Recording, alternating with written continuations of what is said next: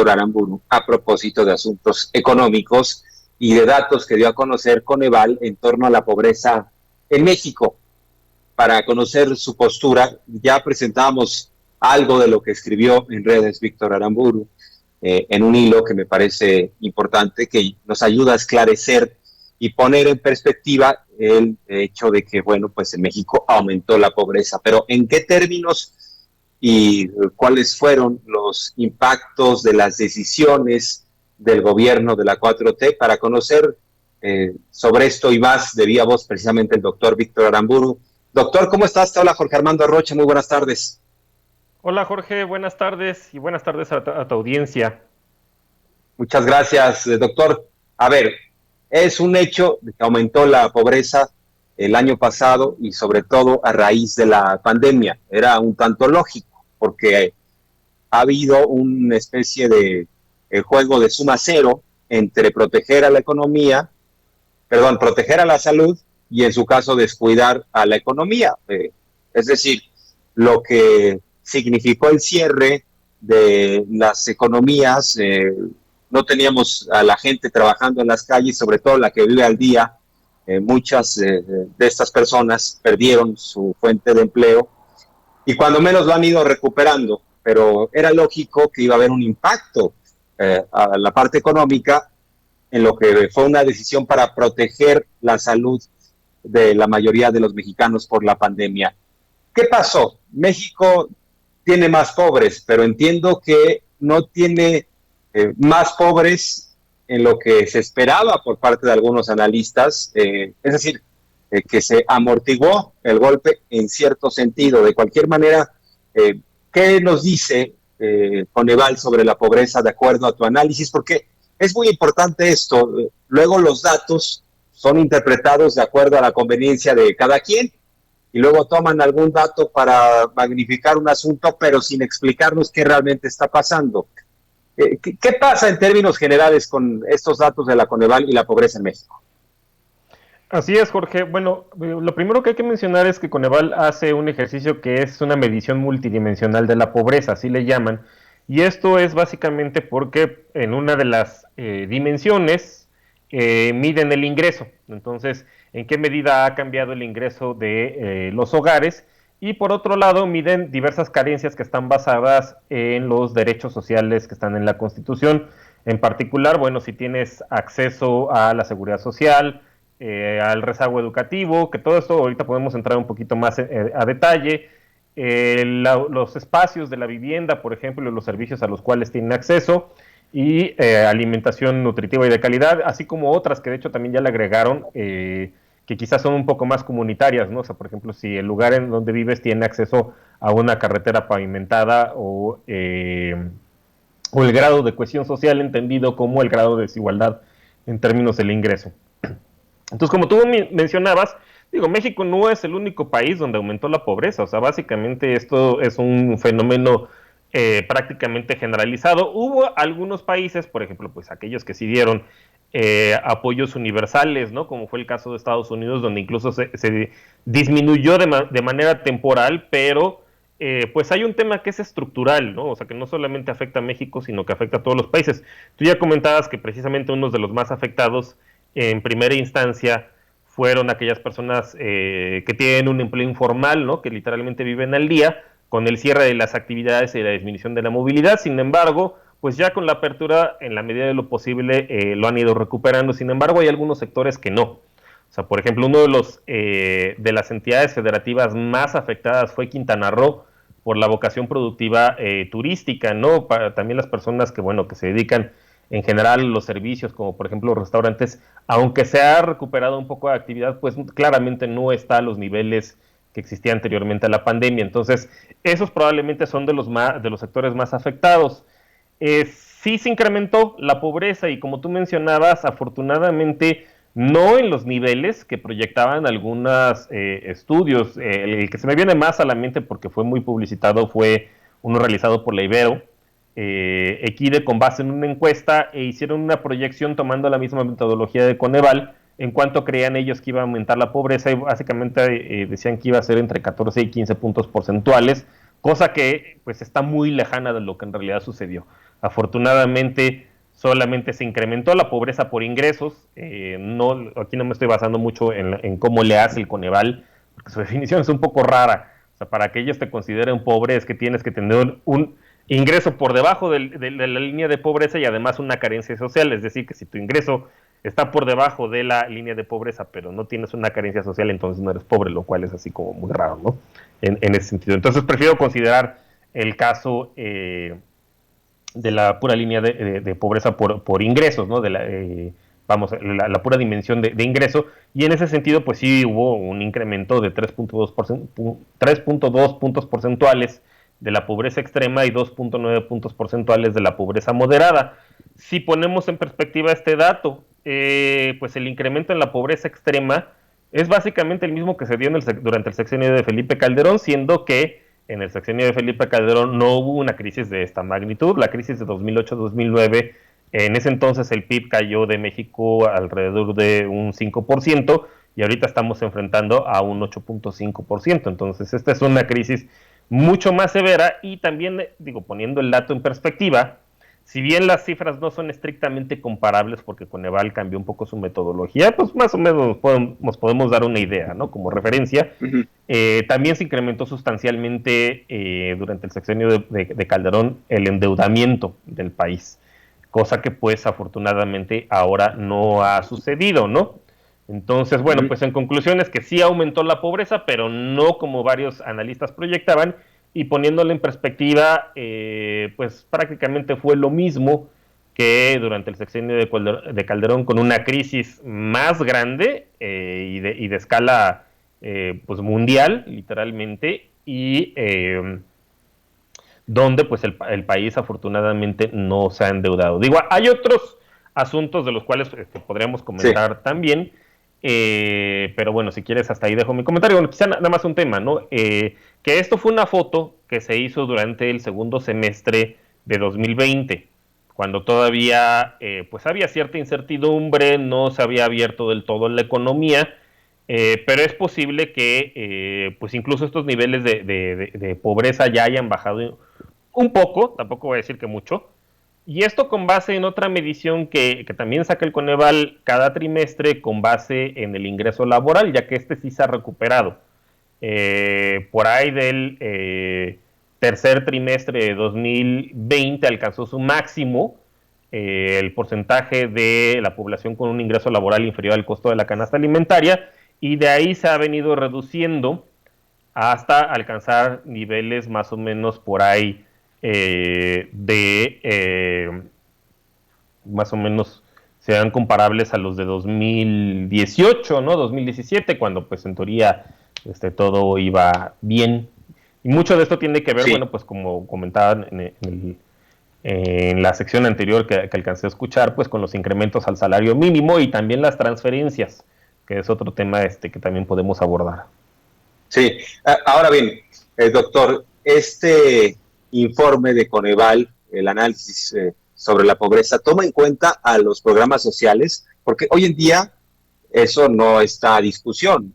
Tenemos la mayor cantidad de programas sociales en lo que hace incluso a la expansión, o sea, tenemos adultos mayores beneficiados, tenemos estudiantes, tenemos jóvenes, incluso personas con discapacidad, además de otros programas, diría, por ejemplo, Sembrando Vida.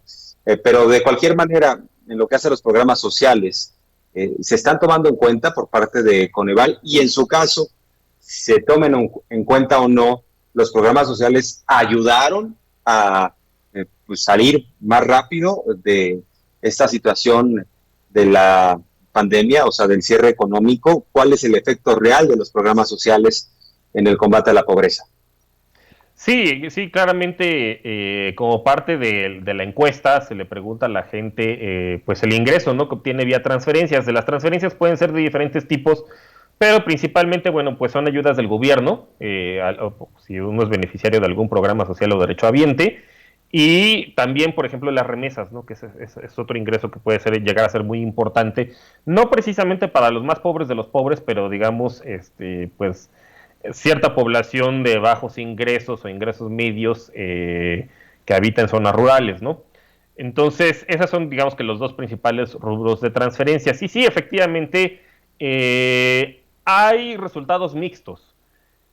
Por ejemplo, y eso es algo que se ha criticado bastante, que al 10% de los más pobres, ahí sí, si bien los montos probablemente se hayan incrementado, en términos del tamaño de la cobertura, ahí sí no necesariamente, ¿no? Respecto a lo que existía en 2018. Entonces, ese es uno de los retos que está marcando el Coneval, de qué manera tratar de llegar a esa población que además son los pobres urbanos, no tanto los rurales. En general, en todo el tema del estrato rural, ahí sí bajó la pobreza hasta en el 70% básicamente más pobre, ¿no? O sea, solamente digamos que al 30% más rico es al cual no se le incrementó el ingreso en las zonas rurales. Sin embargo, en las zonas urbanas, ahí sí hubo reducciones del ingreso, pues básicamente pues para todos los niveles de ingreso. Entonces ahí queda un reto pendiente, ¿no? O sea, poder llegar a ese 10% más pobre que está localizado en zonas urbanas. Eso por una parte, digamos que ese sería como el oscuro. Y luego por el otro lado está el claro, que efectivamente sí, en general para todos los grupos de edades, a todos los grupos etarios, hubo un incremento en la pobreza, salvo para el de adultos mayores. Ahí yo creo que es quizá la noticia más alentadora, y mucho tiene que ver evidentemente con este programa de pensión universal para adultos mayores. Por ejemplo, lo que vemos es que, y de hecho Coneval también hizo una mejora metodológica. Bueno, es que hay un cambio, ¿no? Por carencia a la seguridad social, que viene dado precisamente pues porque más adultos mayores tienen acceso a esta pensión, y la modificación que hizo Coneval es que anteriormente los programas que existían hasta Peña Nieto, pues sí daban una transferencia, pero solamente para adultos mayores que estuvieran por debajo de los niveles de pobreza, y además pues eran 500 pesos más o menos por ahí, digo, entre 500 y 600 pesos la transferencia. Ahora prácticamente es de más del doble. Entonces Coneval lo que hizo fue pues que mínimo equivaliera esa transferencia a lo que se da en este programa, ¿no? Lo cual es pues un incremento sustancial. Hay otros cambios positivos, por ejemplo, bueno, en vivienda, en los indicadores de vivienda, ¿no? De espacio y calidad y acceso a servicios, hay cambios en la dirección correcta, no muy grandes, también hay que decirlo, pero bueno, pues no deja de ser alentador que haya cambios positivos.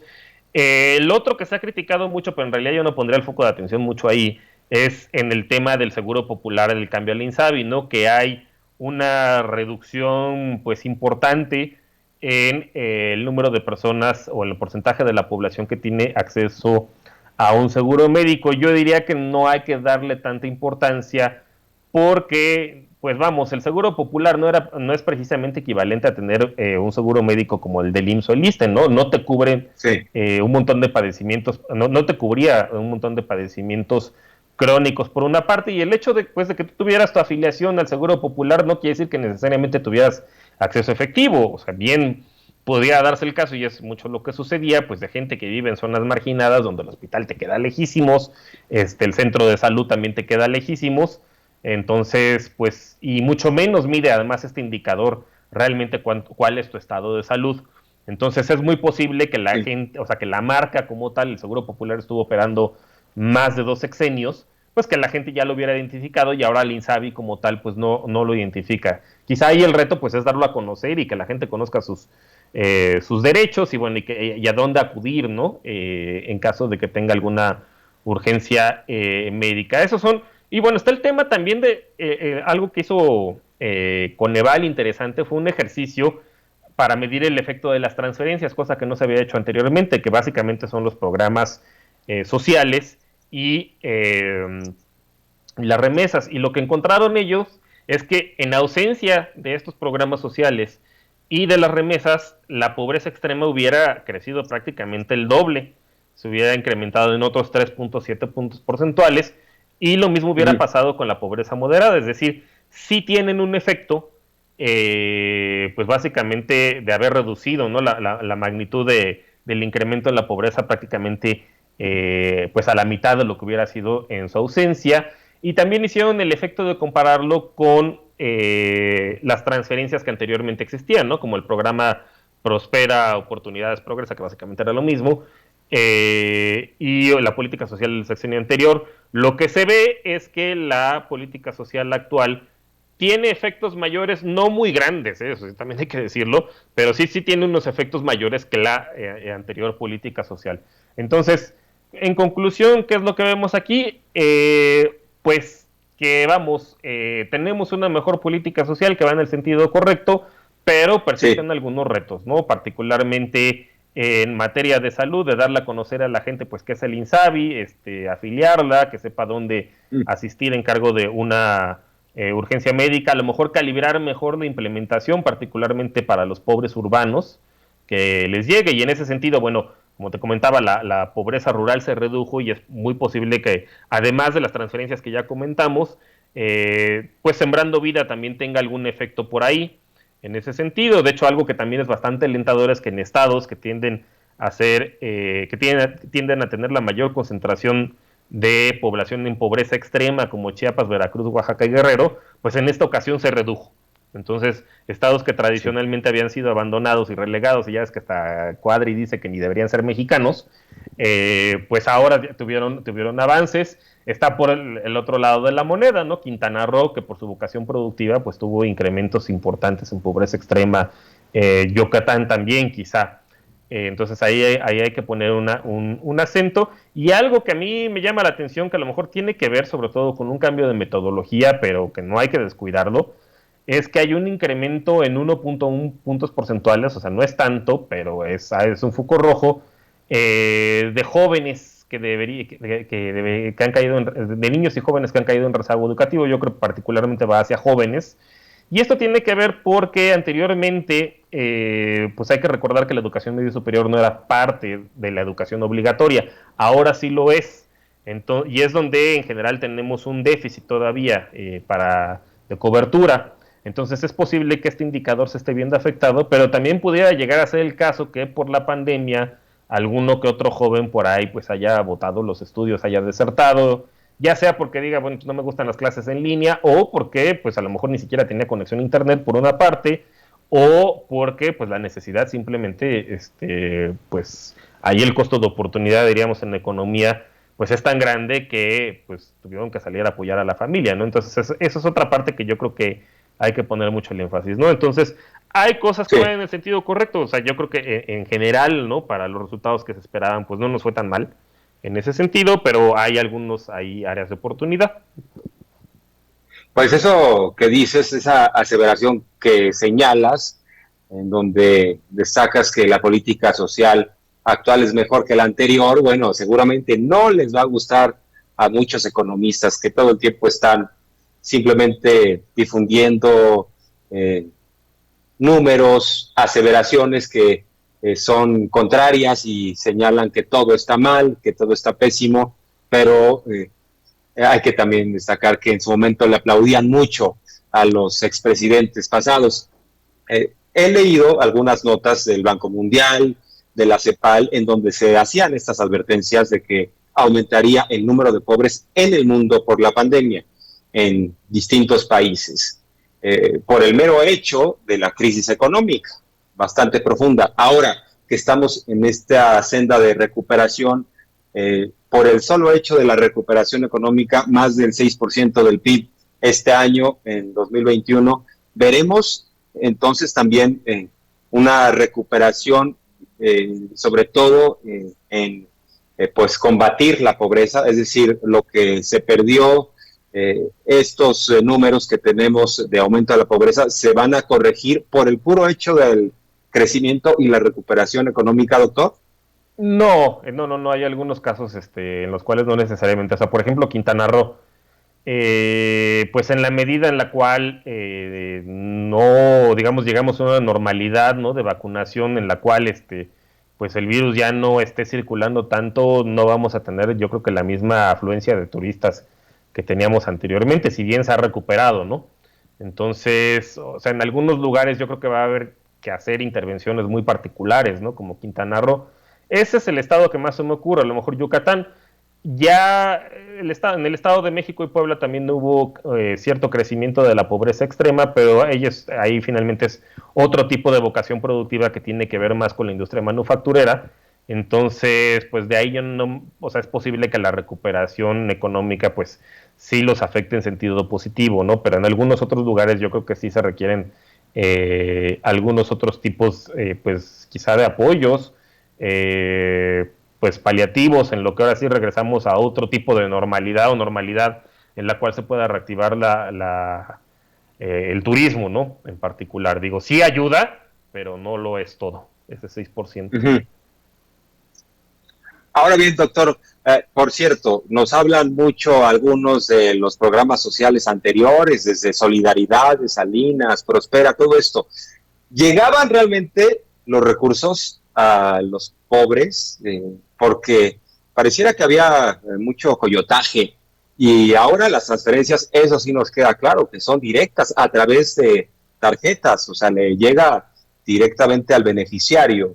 Mi pregunta es, ¿qué tanto lo que nos decían no era una realidad? O sea, nos pueden decir en los datos, nosotros destinamos tanto a los pobres a través de estos programas, pero nos consta, hay evidencia científica, doctor, que nos indique que esas ayudas sí estaban llegando a los más necesitados, sobre todo en los programas pasados, y por eso pongo Es que este asunto en la mesa, porque ahora nos consta, ahí están las tarjetas, ahí está la transferencia directa al bolsillo del beneficiario. Es que mira, casi te diría que, o sea, coyotaje aparte, que además sí lo había. No te voy a decir tampoco que fuera una situación generalizada, pero sí claramente sí había Mm. intermediarios y había coyotaje. Pero al margen de eso, por el propio diseño del programa Progreso, Oportunidades, Prospera, que básicamente era el mismo, al menos el núcleo duro, ¿no?, del programa, que es una transferencia condicionada de ingreso, la condicionalidad era ir al doctor 2 veces a un chequeo, ¿no?, de medicina preventiva 2 veces al año. Y ahí el problema es que por definición los más pobres de los pobres no tienen un centro de salud cerca de su localidad. Cuando hablamos de ese 10% más pobre que vive en zonas alejadas, marginadas, que probablemente pues el centro de salud más cercano les quede a unas 6 horas, ¿no?, de la cabecera municipal. Entonces la propia condicionalidad hacía difícil que la gente pues pudiera cumplir esa condicionalidad y ser incluidos dentro del programa. Luego estaba el tema, pues, de tener una secundaria cerca, que a lo mejor ya no es tanto un problema en México, ¿no? Con una telesecundaria, pues ya más o menos cumples esa condicionalidad, pero ya una prepa o un centro escolar de educación media superior también lo dificultaba, porque no ahí tenemos un problema de oferta grande, y particularmente pues para las zonas más marginadas y alejadas y rurales. Entonces, en realidad este programa nunca tuvo una cobertura del 100%. Y casi que por diseño, pues la propia gente no lo... O te gastabas lo mismo, ¿no? O sea, incluso acababas gastando más por ir al doctor que lo que en realidad recibías de transferencia. Entonces, y eso coyotaje aparte, que además también sí había cuestiones de coyotaje. Entonces, y ese es un reto, que también persiste un poco ahora, probablemente. Si bien ya no se piden las mismas condicionalidades, ¿no? O sea, pues simplemente que seas adulto mayor y ya. O, bueno, en este caso que estés inscrito, ahí sí, a la educación media superior, o que, bueno, a la educación básica. Ahí el reto que persiste es llegar hasta estos lugares, ¿no? Porque pues evidentemente también en estos lugares, pues una tarjeta no te va a servir de mucho, porque no vas a encontrar un cajero, ¿no?, bancario muchas veces ni en la cabecera municipal del municipio, sino que a lo mejor vas a tener que ir a la siguiente ciudad ya con cierto tamaño.